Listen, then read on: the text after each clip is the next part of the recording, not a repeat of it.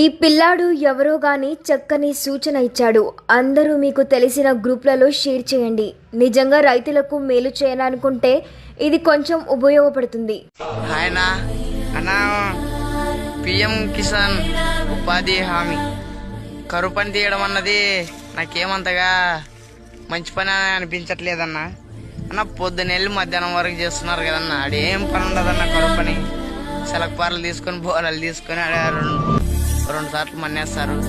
అదే కరువు పని కింద రైతుల పొలాల్లో వచ్చి పొద్దున మార్నింగ్ నుండి మధ్యాహ్నం 12 గంటల వరకు అయినా కానీ ఒక స్కీమ్ అన్న రైతు పొలాల్లో ఒక ఊరికి 10 గ్రూపులు లెక్క ఒక్కొక్క గ్రూప్ ఒక రైతుకి వెళ్ళి ఈరోజు కలుపులు తీయాలి, ఈరోజు కంకి కోయాలి, ఈరోజు విత్తనాలు వేయాలి, నాట్లు వేయాలి అనే స్కీమ్ పెట్టినారనుకో రైతులకు చాలా ఉపయోగపడుతుందన్న. రైతులు కూలీలకు డబ్బులు లేక మందాగి ఉరేసుకొని చనిపోతున్నారన్న.